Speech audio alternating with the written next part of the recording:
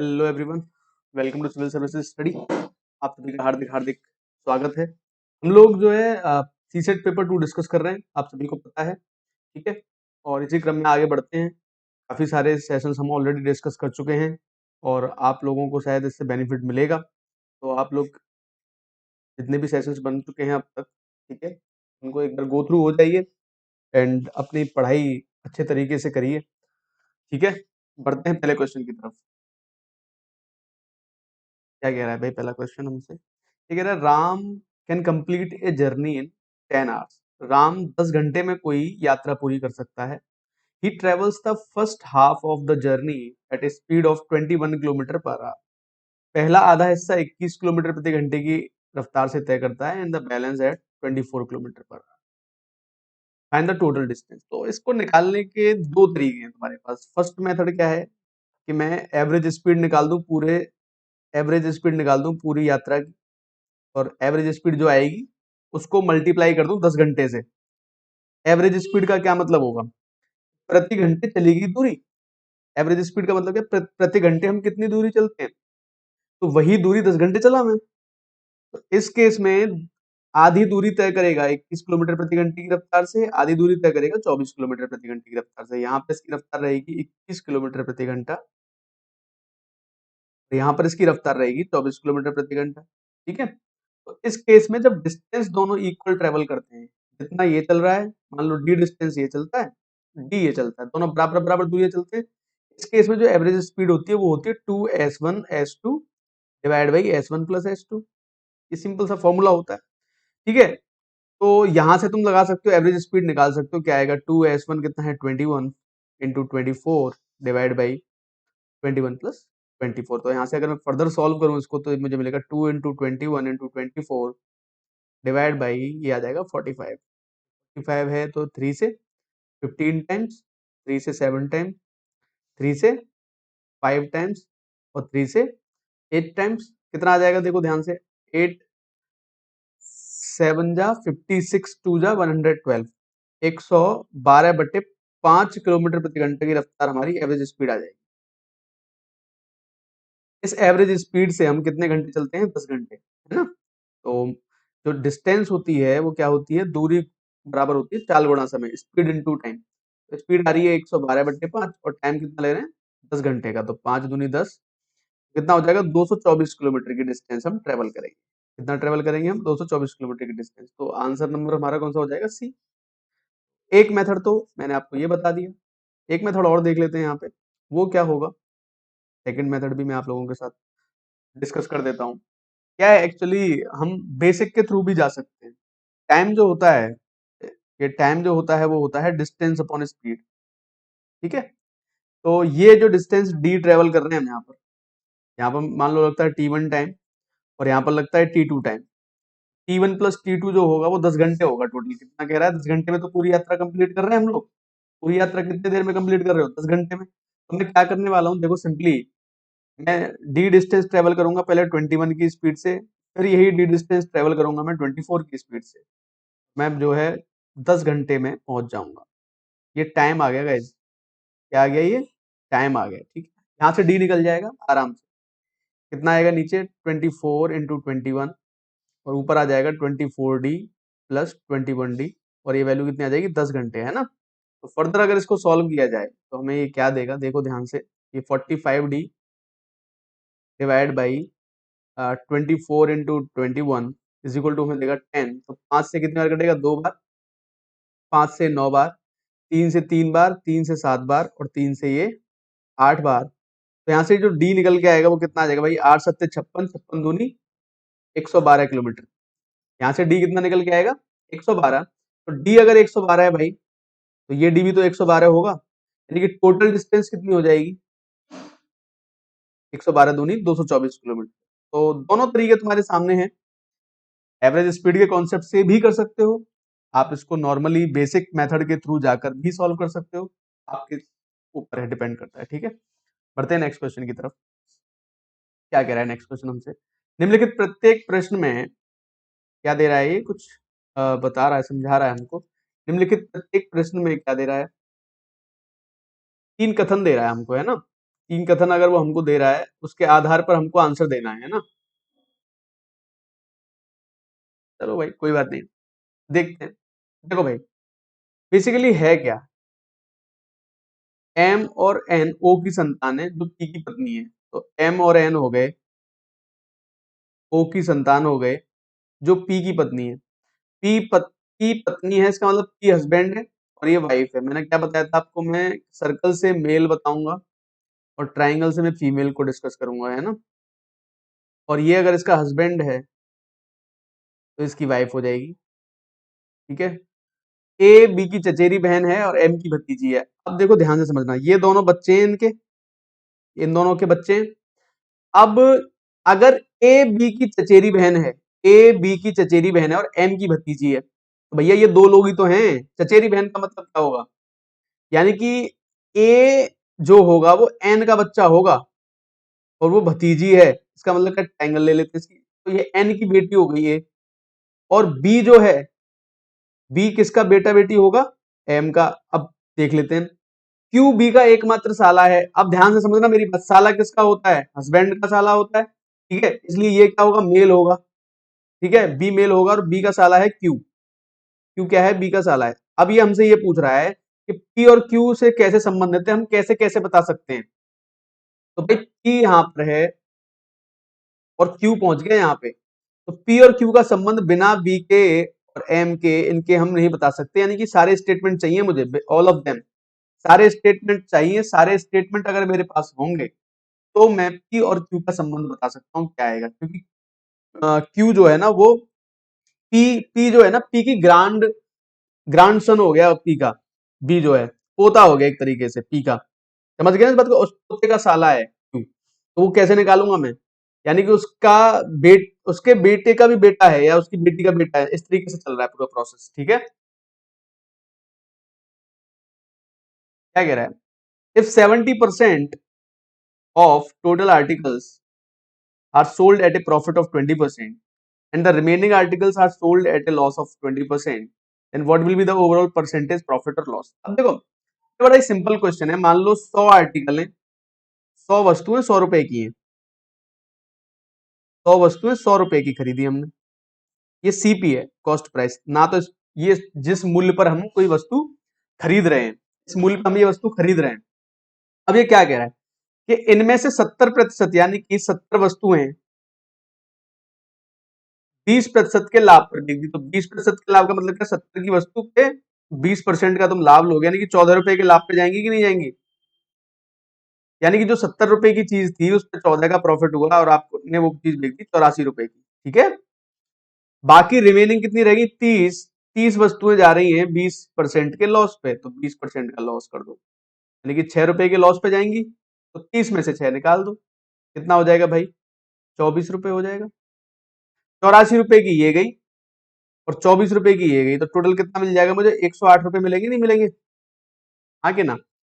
बहुत simple question है, extremely easy question.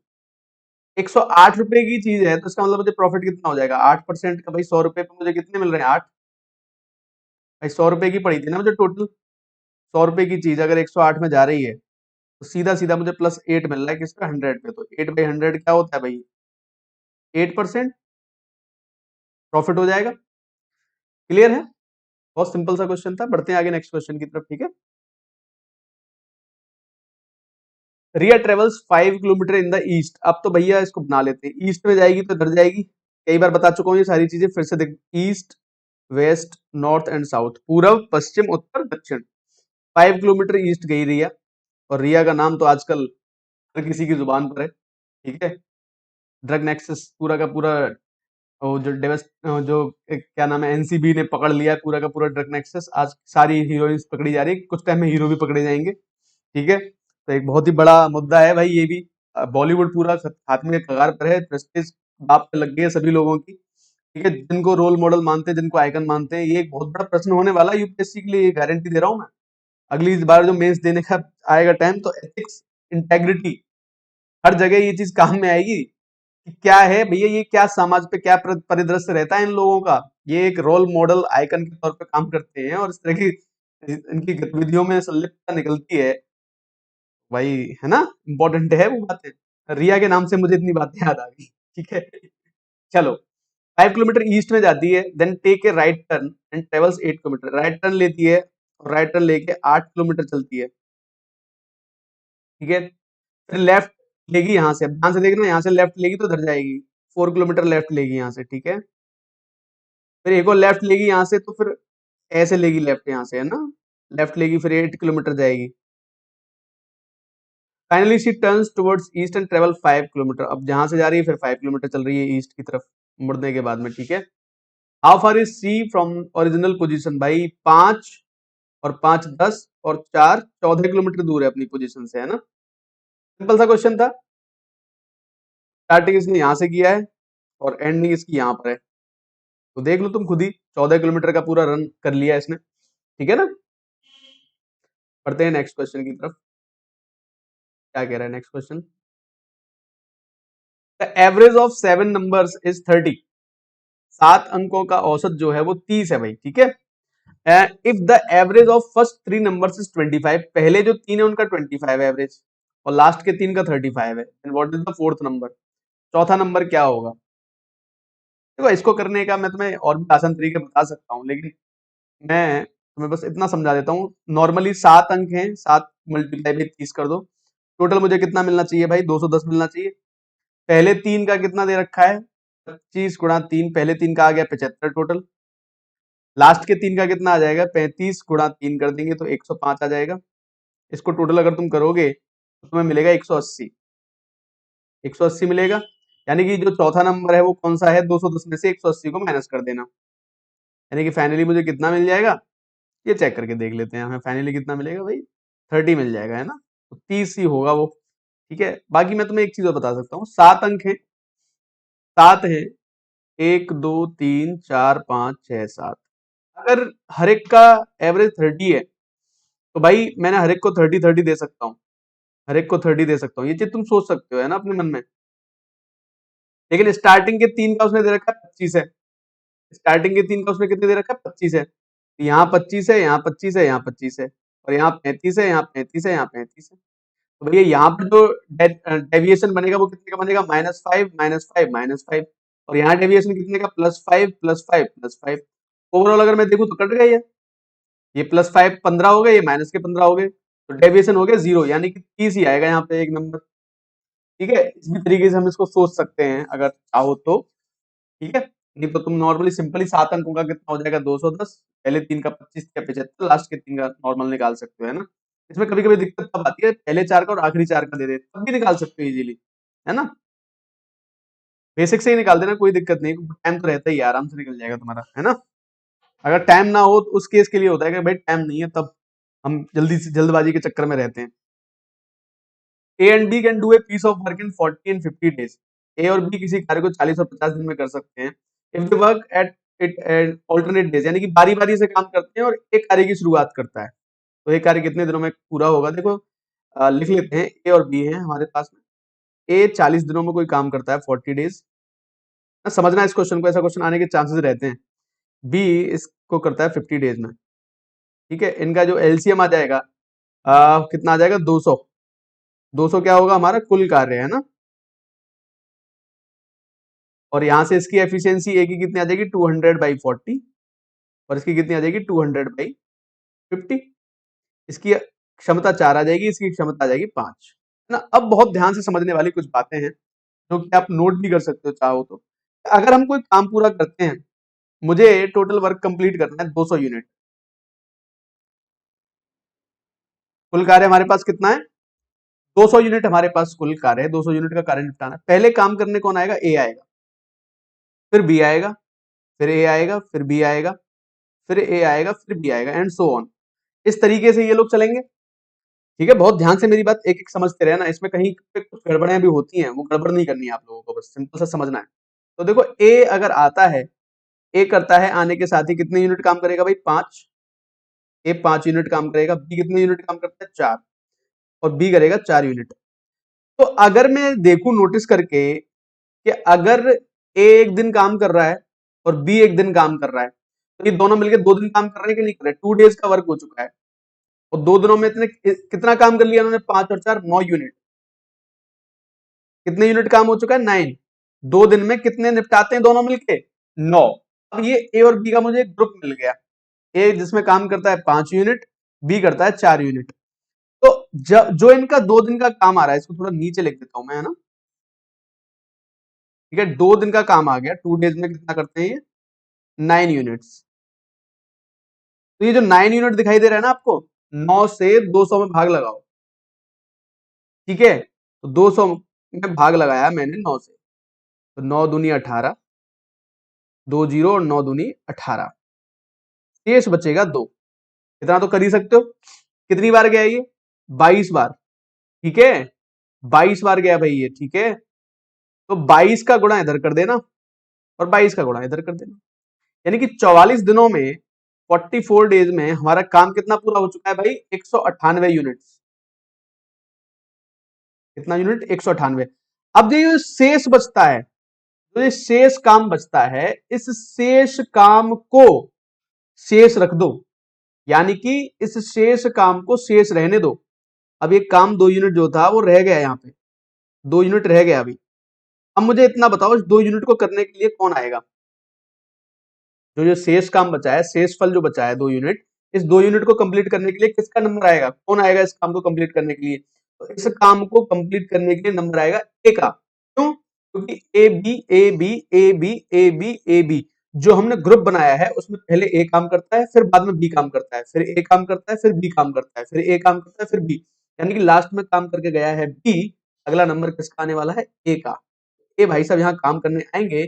ए एक दिन में करता है 5 यूनिट, करनी है 2 यूनिट, तो 2 को 5 के हिसाब से 2/5 दिन में निपटा देगा। तो भैया 44 दिन तो ऑलरेडी इन्होंने काम कर लिया था, और 2/5 दिन और जुड़ जाएंगे, यानी कि मेरा ऑप्शन नंबर ए सही हो जाएगा। 44 से ही 2/5 दिन में जाके ये हमारा जो काम है ना, ये पूरा होगा। कितने दिनों में पूरा होगा भाई? 44 से ही 2/5 दिनों में जाके ये काम हमारा पूरा हो जाएगा। क्लियर है?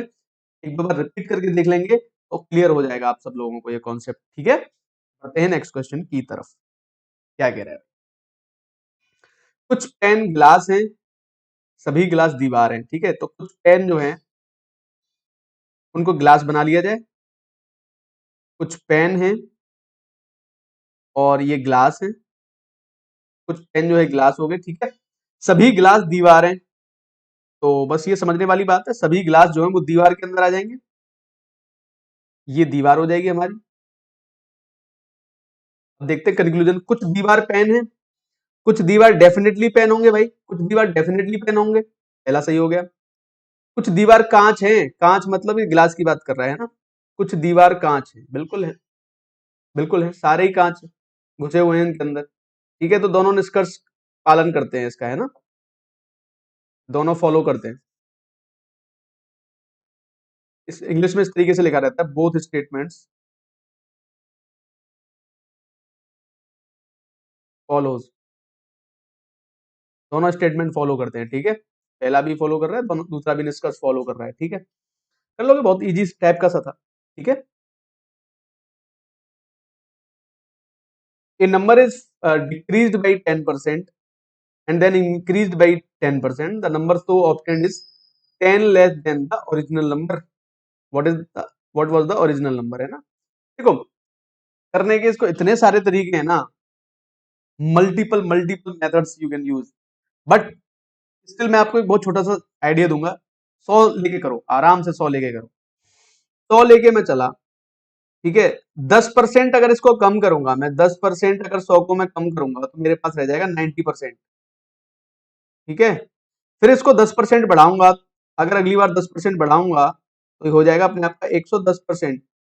तो फाइनली मुझे क्या मिलेगा? जीरो से जीरो कैंसिल कर दो, ये 2 जीरो से 2 जीरो कैंसिल, 99। अरे भैया 100 लेके चले थे, रह गए 99 पे, कितने का लॉस ले गए हम? 1 का। लेकिन क्वेश्चन में कह रहा है भाई ये 1 का लॉस नहीं है, ये 10 कम हो जाना चाहिए। अगर ये 10 कम होगा तो ये होना चाहिए 1000, और ये होना चाहिए कितना? 990। 10 कम करना है तो ये होना चाहिए 1000, ये होना चाहिए 990, एक जीरो बढ़ा देनी है चारों तरफ। पूछ रहा है मूल संख्या क्या है, तो मूल संख्या दिखी ना कितनी होनी चाहिए? 1000।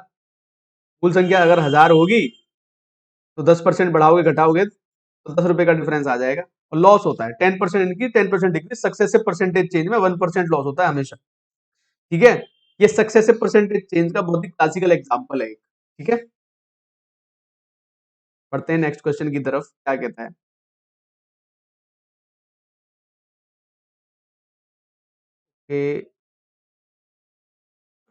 क्वेश्चंस ये है हमारे पास भाई। ठीक है, ये 15 अगस्त को 2012 को थर्सडे है, तो जून 11 2013 को क्या होगा, है ना। तो मैंने क्या बताया था, ऑड डेज काउंट करने होते हैं इसमें, है ना, हमेशा याद रखना। ऑड डेज काउंट करते हैं, ठीक है, मतलब क्या ना। ऑड डेज काउंट करने का मतलब क्या है, अगस्त में अभी कितने दिन बचे हैं, देखना ध्यान से। अगस्त, सितंबर, अक्टूबर, नवंबर, दिसंबर, जनवरी, फरवरी, मार्च, अप्रैल, मई और जून। ठीक है, जून 11 की तो ये बात ही कर रहा है। जून के कितने दिन चाहिए मुझे, 11 दिन चाहिए। अगस्त में मेरे 16 दिन होते हैं। सितंबर में कितने दिन होते हैं भाई, 30 दिन होते हैं। अक्टूबर में 31 होते हैं। ठीक है, नवंबर में कितने होते हैं, 30, 31, 31 होते हैं। 2012 की बात है, 2013 को फरवरी में 28 दिन हो जाएंगे। ठीक है, मार्च में कितने हो जाएंगे, 31, अप्रैल में 30, मई में 31 हो जाएंगे। ठीक है, अब करना क्या होता है, बेसिकली मैंने इतना इसलिए लिखा है कि तुम लोगों को समझाने के लिए, है ना, लिखने की भी जरूरत नहीं पड़ती इतनी। नॉर्मली अगर तुम देखोगे, अगर मैं इसको 7 से भाग लगाऊं, 16 को अगर मैं 7 से भाग लगाऊं, शेषफल आएगा 2। जो शेषफल आता है उनको कहते हैं नंबर ऑफ ऑड डेज, विषम दिन बोलते हैं। जो शेषफल बचता जाता है उसको क्या बोलते हैं, नंबर ऑफ ऑड डेज। ठीक है, यहाँ 7 चौके 28, 2 बचेगा, यहाँ 3 बचेगा, यहाँ 2 बचेगा, यहाँ 3 बचेगा, यहाँ 3 बचेगा, यहाँ 0 बचेगा, यहाँ 3 बचेगा, यहाँ 2 बचेगा, यहाँ 3 बचेगा, और यहाँ पे कितना बचेगा भाई, 4।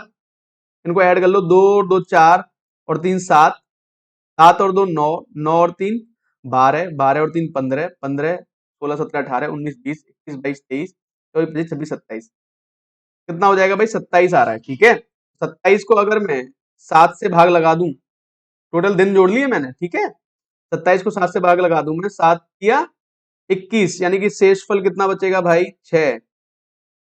शेषफल कितना बचेगा, 6। तो क्या करोगे, थर्सडे जो है ना, यानी कि गुरुवार जो है हमारा थर्सडे, +6 करना है बस। Number of odd days add किए जाते हैं हमेशा। 7 से भाग लगा रहा हूं मैं सब में, ध्यान से समझ लेना बात को। 7 से भाग लगाया है सब में मैंने, जो जो नंबर बचते जा रहे हैं फिर उनको जोड़ के फिर दोबारा 7 से भाग लगा दो। सिंपल लैंग्वेज में समझ लो सारी चीजों को, है ना। कितना आ गया भाई, 6। Thursday, Friday, Saturday, Sunday, Monday, Tuesday and Wednesday. तो कौन सा दिन पड़ने वाला है 6 दिन के बाद, वेडनेसडे, यानी कि हमारा बुधवार पड़ेगा। समझ गए ना बात को, 6 दिन के बाद कौन सा दिन पड़ेगा, बुधवार। यानी कि अगर 15 अगस्त 2012 को थर्सडे था, तो 11 जून 2013 को क्या पड़ने वाला है, बुधवार, यानी कि वेडनेसडे, है ना। तो ये मैं एक आध बार और एक्सप्लेन कर चुका हूँ ये सारी चीजें, आप समझो ध्यान से, है ना। होता है इसी तरीके से होता है ये। ठीक है, चलो भाई एक क्वेश्चन और देखते हैं हम,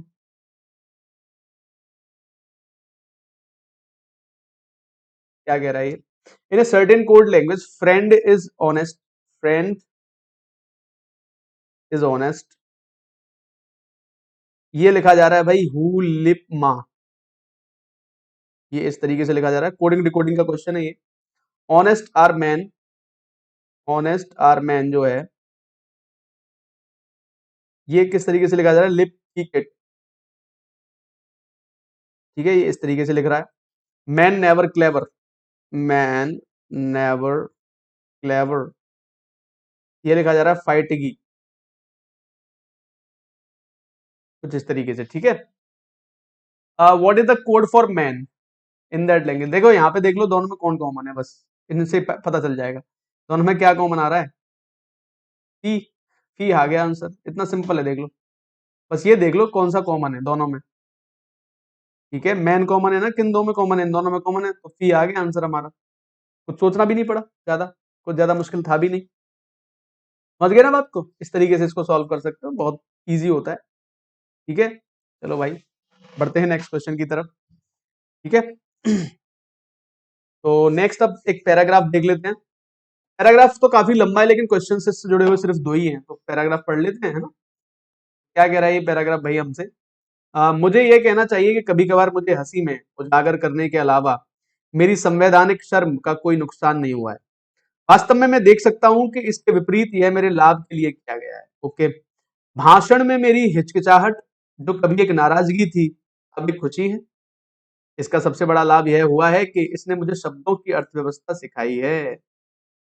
मैंने स्वाभाविक रूप से अपने विचारों को संयमित करने की आदत बनाई है, और मैं जब अपने आप को प्रमाण पत्र दे सकता हूं कि एक विचारहीन शब्द शायद ही कभी मेरी जीभ या कलम से बच पाए। मुझे याद नहीं कि मुझे अपने भाषण या लेखन में कभी भी पछताना पड़ा। मैंने इस प्रकार बहुत से दुर्घटना और समय की बर्बादी की है। अनुभव ने मुझे सिखाया है कि मौन सच्चाई के एक मत के आध्यात्मिक अनुशासन का हिस्सा है। ये बहुत इंपॉर्टेंट लाइन है। मौन जो सच्चाई के एक मत के आध्यात्मिक अनुशासन का हिस्सा है। सत्य या असत्य को दबाने या संशोधित करने के लिए अतिरंजना करने की मनुष्य की एक स्वाभाविक कमजोरी होती है, और इसे शांत करने के लिए मौन आवश्यक है ना? ये सारी चीजें बोलने से रिलेटेड है। सारा कुछ जो है ना, ये आपके बोलने से रिलेटेड बता रहा है ना। एक भी और भी पार्ट है इसका, इसको भी पढ़ लेते हैं। कुछ शब्दों का आदमी अपने भाषण में शायद ही कभी विचारहीन होगा। अच्छा, विचारहीन होकर प्रयोग करता है, इसकी कहने का मतलब ये होगा वह हर शब्द को मापेगा। ठीक है, हम इतने सारे लोगों को बात करने के लिए अधीर पाते हैं। एक बैठक का कोई अध्यक्ष नहीं होता है जिसे बोलने की अनुमति के लिए नोटों से परेशान नहीं किया जाता है। जब भी अनुमति दी जाती है, स्पीकर आमतौर पर समय सीमा से अधिक हो जाता है, अधिक समय मांगता है और बिना अनुमति के बात करता रहता है। ये तो अपनी लोकसभा राज्यसभा की बात कर रहा है। राज्यसभा में भी बहुत बड़ा हंगामा हुआ था। 8 जो है एमपी सस्पेंड कर दिए, पता है ना आपको, मानसून सत्र के लिए सस्पेंड कर दिए गए। डेरेक ओब्रायन वगैरह, उसने वो माइक खींच लिया था पकड़ के। ठीक है, यह सारी बातें शायद ही दुनिया के किसी लाभ की बात कही जा सकती हैं। इतना समय बर्बाद होता है। मेरी शर्म हकीकत में मेरी ढाल और हिरन है। इसने मुझे बढ़ने दिया है, इसने मेरी सच्चाई को समझने में मदद की है। बहुत ही फिलोसॉफिकल, बहुत ही थॉटफुल टाइप से कुछ लिखा गया एक पैराग्राफ है। Now let's see the question what they are asking. Questions के अकॉर्डिंग हम कुछ बता पाएंगे इसमें, है ना, क्या कहना चाहते हैं ये। लेखक का कहना है कि एक विचारहीन शब्द शायद ही कभी अपनी जीभ या कलम से बचता है। निम्नलिखित में से कौन सा इसके लिए एक वैध कारण नहीं है? वैध कारण नहीं है, ये बताना है। क्या क्या थे उसमें? उनका समय बर्बाद करने का कोई इरादा नहीं है, ये था। वह शब्दों की अर्थव्यवस्था में विश्वास करता है, ये भी था। करता था कि करता नहीं था, अभी देखेंगे। वह अपने विचारों पर लगाम लगाने में विश्वास करता है। उन्हें अपने भाषण में संकोच होता है। इनमें से कौन सा आएगा भाई? वैध कारण नहीं है। वापस लौट के जाना पड़ेगा, है ना, वापस लौट के जाना पड़ेगा। देखते हैं। मेरा संविधान कोई लाभ नहीं। वास्तव में मैं देख सकता हूँ इसमें जब मेरे लाभ के लिए भाषण में हिचकिचाहट जो कभी एक नाराजगी थी, कभी खुशी है। इसका सबसे बड़ा लाभ हुआ कि मैंने शब्दों की अर्थव्यवस्था सिखा दी है। तो वैध कारण था, मैंने स्वाभाविक रूप से अपने विचारों को सीमित करने की आदत बनाई। जब मैं अपने प्रमाण पत्र दे सकता हूँ, विचार शब्द शायद ही कभी मेरी जीभ पर कलम से बचता है। मुझे याद नहीं, मुझे अपने भाषण लेकर कहीं पछताना पड़ा। मैंने एक इस प्रकार बहुत से दुर्घटना और समय की बर्बादी की है। अनुभव ने मुझे सिखाया है कि मौन सच्चाई में एक मत। देखो, अब तो मिल गया मुझे आंसर। आप भी पढ़ सकते हो तो मेरे पास।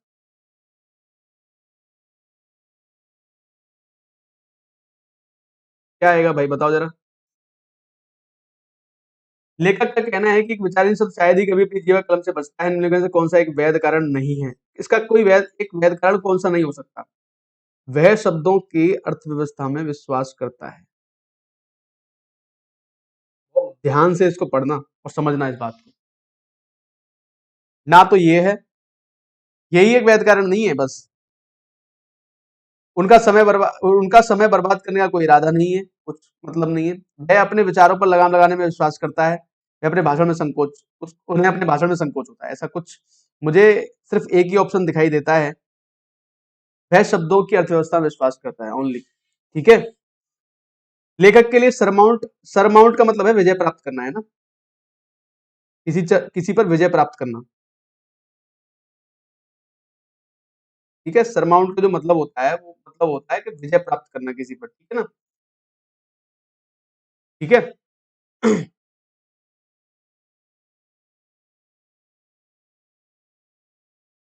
क्या क्वेश्चन है, दोबारा पढ़ते हैं, एक सेकंड रुको।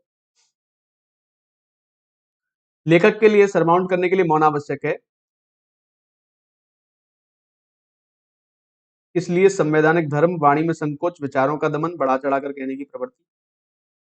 मेरे हिसाब से तो देखो भाई, डी ऑप्शन बनना चाहिए, बढ़ा चढ़ा के कहने की प्रवृत्ति, है ना। आप लोग भी अपना सोच बताना मेरे को। मुझे लग रहा है बढ़ा चढ़ाकर कहने की प्रवृत्ति आएगा आंसर। पहले वाले क्वेश्चन को डिस्कस कर लेते हैं भाई एक बार और, देखो, है ना। मुझे थोड़ा डाउटफुल सा लग रहा है क्योंकि कि मेरे पास कोई वो तो है नहीं, लेकिन मैं तुम्हें एक कुछ और रीजन देने की कोशिश करूंगा, है ना। एक वैध कारण नहीं है पूछा है, वैध कारण है ये तो एक एक्चुअल में, है ना। मुझे ये कहना चाहिए कभी कभार मुझे हंसी मजाक करने के अलावा मेरे संवैधानिक शर्म का कोई नुकसान नहीं हुआ। वास्तव में मैं देख सकता हूँ कि इसके विपरीत यह मेरे लाभ के लिए किया गया है। भाषण में मेरी हिचकिचाहट जो कभी एक नाराजगी थी, अब एक खुशी है। ठीक है ना, हिचकिचाहट वाली बात अब एक खुशी बन गई है, पहले नाराजगी हुआ करती थी। ठीक है, पहली बात। इसका सबसे बड़ा लाभ यह हुआ कि इसने मुझे शब्दों की अर्थव्यवस्था सिखा दी। वैध कारण है भाई। मैंने स्वाभाविक रूप से अपने विचारों को सीमित करने की आदत बनाई है। अब एक बार दोबारा प्रश्न की तरफ चलते हैं ना, क्योंकि पूरा कोई कंफ्यूजन नहीं रहना चाहिए ना। लेखक का कहना है कि एक विचारहीन शब्द शायद ही कभी अपनी जीभ या कलम से बचता है। निम्नलिखित में से कौन सा इसके लिए एक वैध कारण नहीं है? वैध कारण नहीं है ना। वह शब्दों की अर्थव्यवस्था में विश्वास करता है, ये बिल्कुल वैध कारण है भाई। ये तो गलत, मैंने वैध कारण लगा दिया, वैध कारण नहीं है पूछा है इन्होंने, है ना। वह अपने विचारों पर लगाम लगाने में विश्वास रखता है। उन्हें अपने भाषण में संकोच होता है। तो मेरे हिसाब से अब अगर वैध कारण नहीं पूछेगा तो फिर ये बन सकता है इसका आंसर, है ना। उनका समय बर्बाद करने का कोई इरादा नहीं है। ठीक है, क्योंकि ये सारे वैध कारण हैं। ये तो वैध कारण था बिल्कुल सीधा सीधा, इसलिए मैंने इसको मार्क कर दिया था पहले। जबकि क्वेश्चन में दिया है वैध कारण नहीं है, तो मैंने जब क्वेश्चन दूसरा पढ़ रहा था तब मैंने ध्यान दिया वैध कारण नहीं है पूछा है इसने ना, तो मुझे थोड़ा ध्यान आया, है ना। तो ये गलतियां भी प्लीज मत करना। वैध कारण नहीं है पूछा है, वैध कारण है, मेरे दिमाग में वही चल रहा है वैध कारण है, तो मैं उसके हिसाब से इसको जो है सॉल्व कर रहा था। ठीक है, तो वैध कारण नहीं है ना, ये बताना आप लोगों को। ठीक है, तो भाई उम्मीद कर रहा हूँ और एक दो बार इस पैराग्राफ को पढ़ लोगे तो आपको मेरी बातें समझ में आ जाएंगी। ठीक है, और मिलते हैं आप सभी से नेक्स्ट क्लास में। ठीक है, thank you and God bless you. आप सभी के एग्जाम बढ़िया हो, बस यही हमारी कामना है आप लोगों के लिए। ठीक है।